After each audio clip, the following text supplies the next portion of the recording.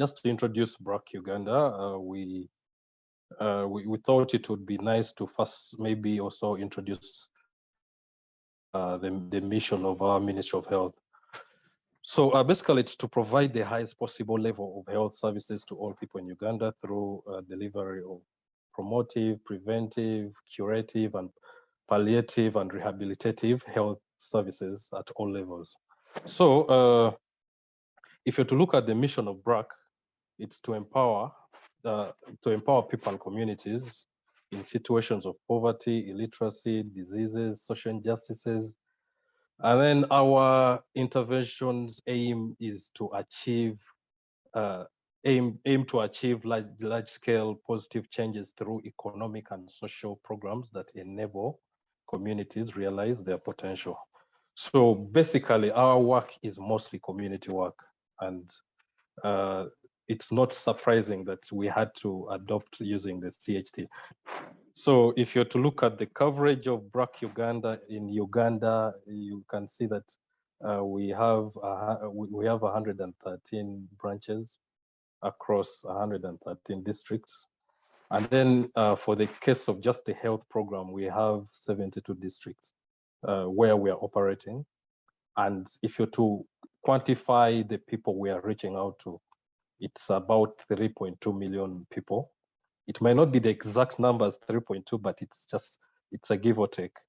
So we have over 4,000 community health workers. Of course, it's slightly over, so I might not just give the exact number, but we have slightly over that we are supporting to do this kind of community work on a day-to-day. Now, one of the first benefits I would recall for adopting using this CHT is we've had a great improvement when it comes to household visits. Now, of course, there's a time before the deployment, and then there's another time after the deployment, but we are not using certain features that would bring out the household visits. So now the time before the deployment, I might not give much when it comes to household visits, but one thing I know is that it was so poor. But then just slightly after the deployment, just before December 2019, we had about 43% household visits. Now, as we did the upgrade and the features came out clearly, the features that would show how someone has visited a household and, how the application was actually improved.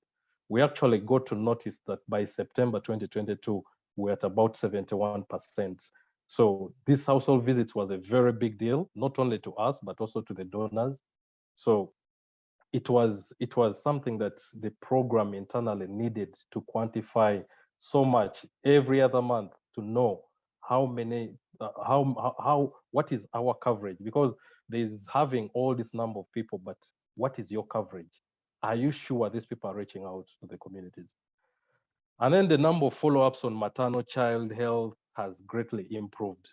Of course, we see how people are excited moving around using the phones to do these assessments, to treat children. So for some reason, the numbers just kept going up compared to the previous times for example, the time before we had the deployment.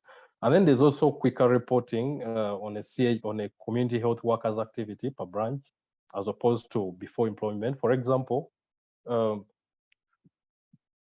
we have, initially we used to have refreshers at the end of the month. So it is during that refresher that would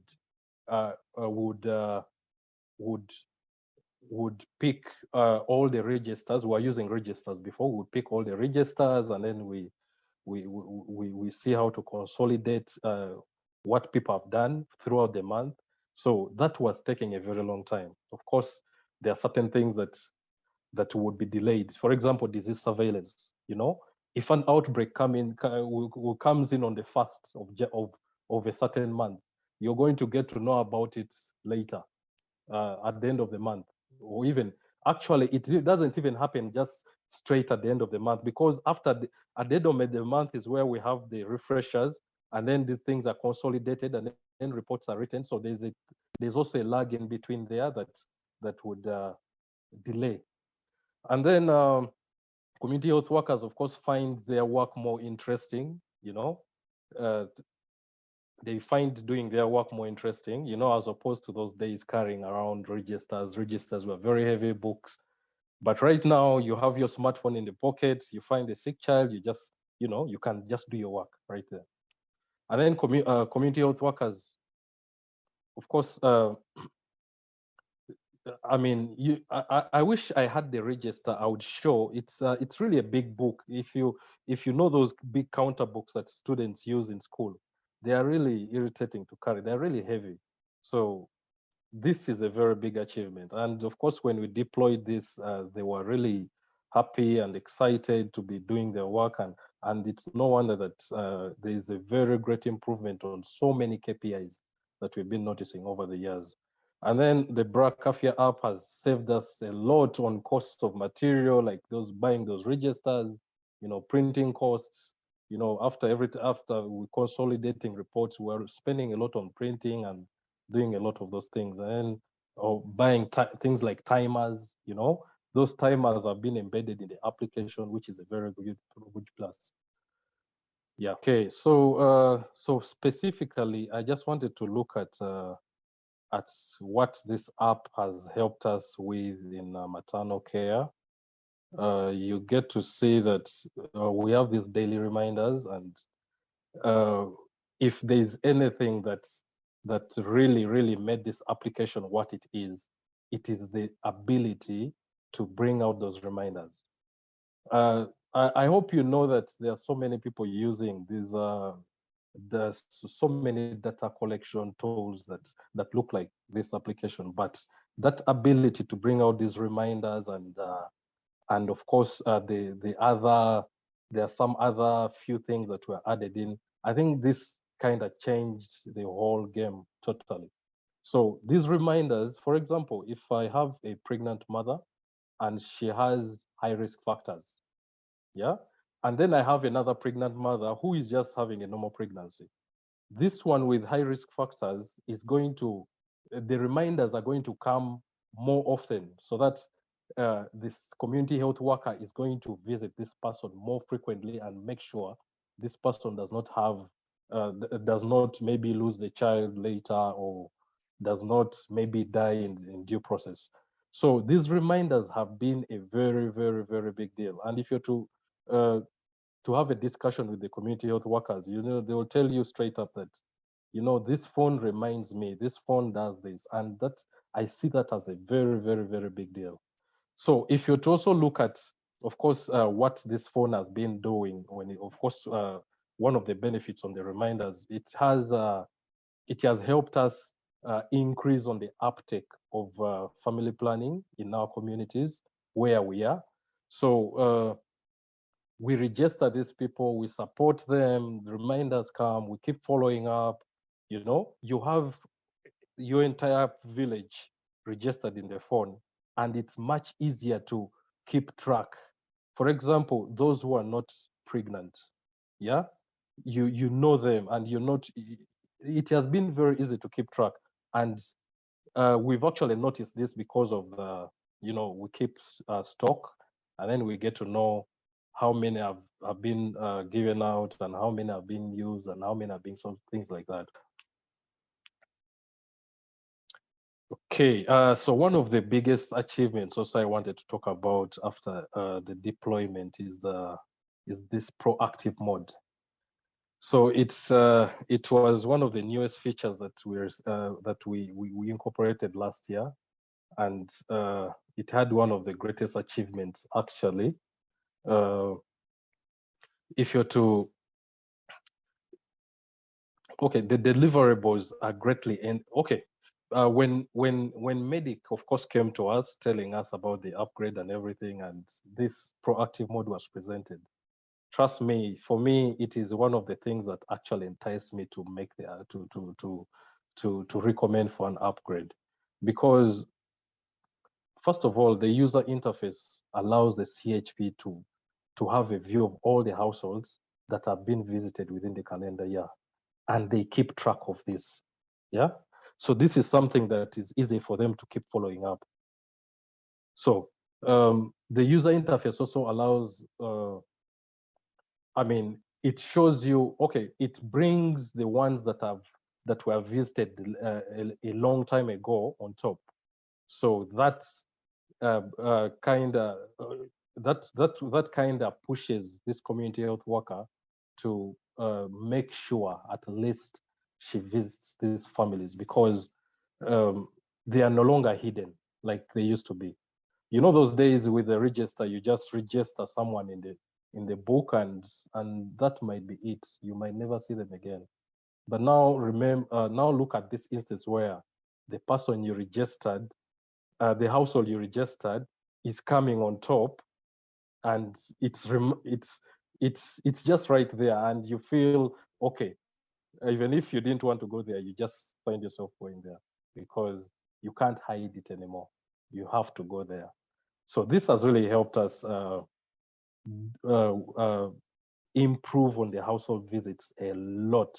I know I've already talked about the household visits, but this is worth repeating. So since the introduction of the USC mode, from about 46% general household visits, right now, if you're to look at the unique household visits alone, they are about 41%. Now, if I say 46% general household visits, we had a lot of repetitions. There were so many. Now, if I'm to go unique on this 46, you're going to realize that actually you're going to realize that the actual unique was about, I think it would even be less than 20 actual unique visits. You know, there's this tendency of some community health workers just working within households that are nearby, or households of their friendly neighbors or the friends they know. So they find it easy to relate with certain people. But now with this kind of unique household visits, you're prompted to reach out to your people.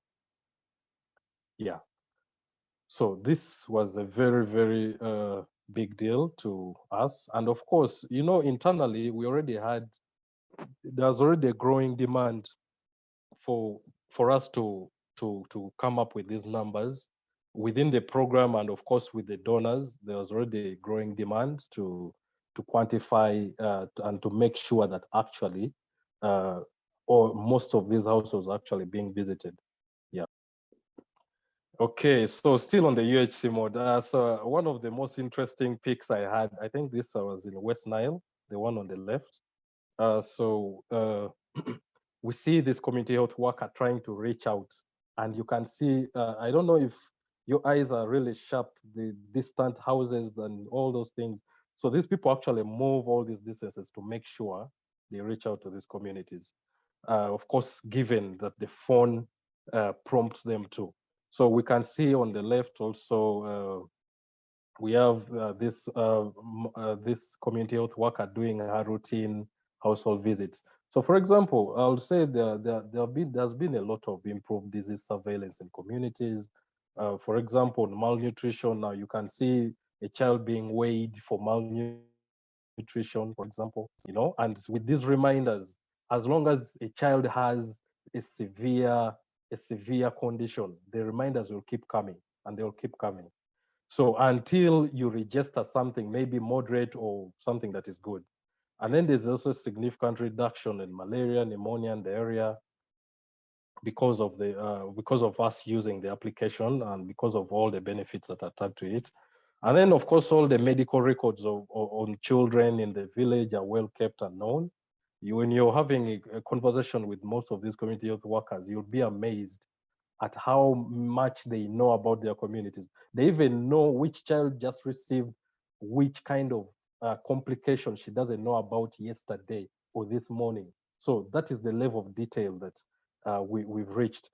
And then there's also more awareness among the community health workers when it comes to standardization. We have a standard workflow. So you're going to find a community health worker in West Nile is doing exactly the same thing as the one in in Kasese or Mbarara, because even the notes that come in that advise that you should advise the caregiver to do this and this and this, they're all standardized. And of course, the way we also train them is also all standardized. So, I mean, all this is all thanks to the deployment. And then childcare has reached every last mile in the communities. I think this picture on the left just shows us one of the examples of where we are reaching and how we are reaching out to our people. Okay, so BRAC Uganda, the ECHS project is something that sprung out of the BRAC mainstream, the first deployments that we did. So when you get to realize that we've taken part in the CHIS movement, which is led by the government, which is fostering digitization of community health workers in Uganda, and through equipping and training and deployment of the ECHS currently we're going to do in the 6 districts. And then, of course, our support in the deployment has helped the government digitize 900 VHTs from Ntungamo. We can see the numbers there: Ntungamo, Lamo, Maracha, Koboko, Lira, and Nebi. And of course, our involvement, because of our learnings and how we've been deploying, has really been a key factor. Okay, so I just want to present a few challenges here. There are some things that are really cross-cutting, and they have really still been cross-cutting. I know there are so many partners here. Some are doing exactly similar things, but of course we know things like internet issues have always been an issue. We know this application it works offline mode, but at times we are talking about the synchronization time, like for that work to leave the phone. That has also been an issue. So the BRAC app has also slowed down on our side. I can't really speak for the app everywhere, but right now, currently, if we are logging in, it takes much more time. And I'm meant to believe that this problem is only happening to us as partners. I may not speak for all the partners, but this is the challenge we are currently facing. And of course, now this platform is to address such issues so that we can see how they can be forwarded to be addressed quicker. And then the time it takes for a community health worker to work and for the work to be reflected on the dashboard. Of course, this has something to do with the architecture that we are currently using. Now, of course, I've been told about the new architecture that is being designed that is going to come out with a version 4.0. We are really excited. We are waiting. Let me go to the next. We have the supervisor app that is not fully being utilized because the login. We have. I don't know if Medic had foreseen this, but of course in the testing environment it's perfect. But when you get to the actual number of users, because every account pulls different accounts of community health workers. So this person has to see all these accounts, and it usually gives us hard time. So it's only the accounts that have few users, that has few community health workers that have been able to log in. And then of course we've been having server downtimes in the past 2 months. Actually, it's specific to the past 2 months. And then we don't have a clear mechanism to check data quality reporting. So something that comes straight from our community health workers goes straight into the database. You know, so initially we thought the supervisor app would help us, but we've not been able to use it. So we cannot check anything. And then implementing the CHT in the face of the pandemic during COVID time was a challenge. And then currently in the face of an epidemic that is happening, we have Ebola cases in Mubende and a few districts in the west, and there we are not having our best results because our people cannot move freely. So we also have gadget issues like losses, damages. I know these ones are everywhere. I know all partners that are using this face this issue. And then we also have some cultural beliefs. We have some community members that still believe that you do not go to their houses empty-handed, and most times our community health workers are not well facilitated with this. And then two, they don't want to see you enter some of the things in the phone. They might think you're doing something that is against their will, or something that they do not approve of. So do we have any question from teammates? Feel also free to type any question to Emmanuel in our call chat. So maybe just to give a minute to Brian just to comment on a few challenges that have been mentioned, and also maybe just say on anything that's in the pipeline just to resolve those issues. Brian, if you're on the call, or maybe Jonathan.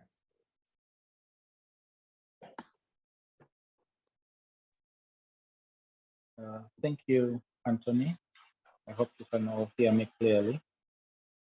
I think one of the things that we have, and thanks Emma for the presentation, is this particular year we have continued to work with BRAC on two separate large projects. And so a lot of the work that Emma has described is in the BRAC mainstream project, which is the project that has some of our longest serving CHPs. And it was one of those projects where we took a while to do the initial upgrade. And so a lot of the experiences that Emma has described are true and reflected on the ground. I believe that newer architecture and newer infrastructure design will mitigate this because BRAC continues to.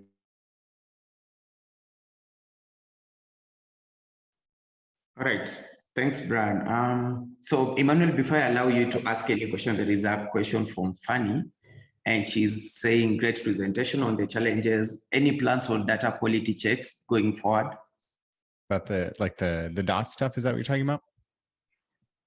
Yeah, like Fanny is asking any plans to maybe improve on data quality checks, especially the data that CHVs are collecting.